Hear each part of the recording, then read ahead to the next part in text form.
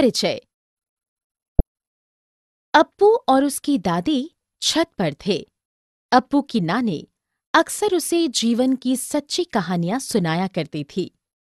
दादी उसे वह घटना सुना रही थी जब उनका शहर सुनामी के चपेट में आ गया था।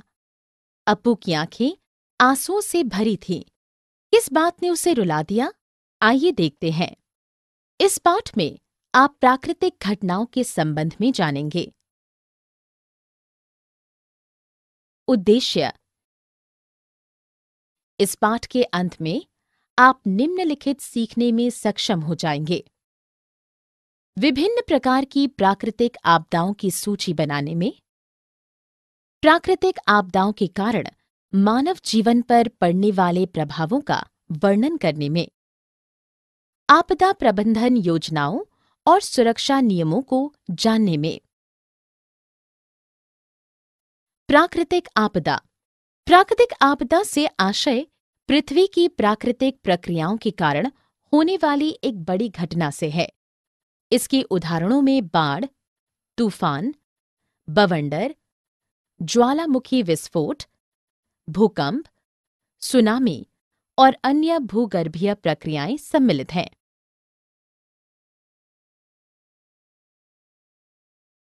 विभिन्न प्रकार की प्राकृतिक आपदाएं। भूकंप से आशय भूपर्पटी के भीतर हुई गतिविधियों के कारण धरातल में हुए आकस्मिक तीव्र कंपन से है। भूकंप की तीव्रता एक यंत्र द्वारा मापी जाती है जिसे सिस्मोग्राफ के नाम से जाना जाता है। रिक्टर ने भूकंप द्वारा उत्पन्न कंपीय तरंगों की प्रचंडता अथवा तीव्रता को मापने के लिए एक पैमाना तैयार किया। इसे रिक्टर स्केल के नाम से जाना जाता है। भूमिगत भूकंप या ज्वालामुखी विस्फोट के कारण समुद्र में बड़ी बड़ी लहरें उठती हैं, जो सुनामी का कारण बनती हैं।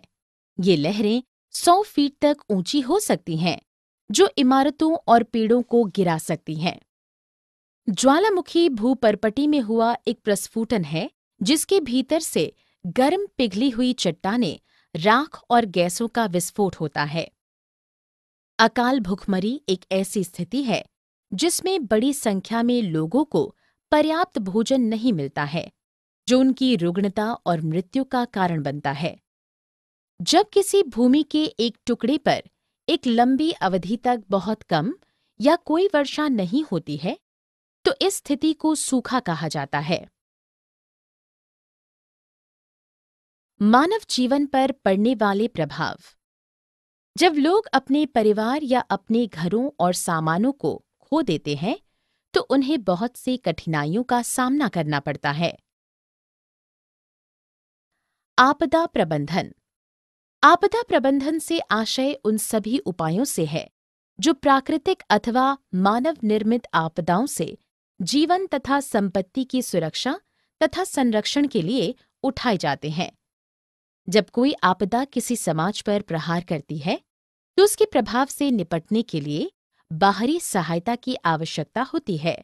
आपदा प्रबंधन के 4 चरण हैं: शमन, प्रबंध, प्रतिक्रिया और पुनर्प्राप्ति। सहायता कौन करता है? प्राकृतिक आपदा से प्रभावित लोगों की सहायता के लिए कई सरकार और गैर सरकारी संगठन स्वेच्छा से आगे आते हैं। उनमें से कुछ निम्नलिखित हैं: संयुक्त राष्ट्र और संगठन, रेड क्रॉस की अंतर्राष्ट्रीय समिति, अंतर्राष्ट्रीय गैर सरकारी एजेंसियां, राष्ट्रीय संगठन। वे प्रभावित लोगों को भोजन, आश्रय, कपड़े और स्वास्थ्य देखभाल प्रदान करते हैं। सारांश। हमने जो कुछ सीखा है उसे संक्षेप में दोहराएं। भूकंप, बाढ़ और सूखा जैसी प्राकृतिक आपदा भयंकर विनाश का कारण बनती है। लोगों को इन आपदाओं की रोकथाम चरणों के विषय में ज्ञान होना चाहिए।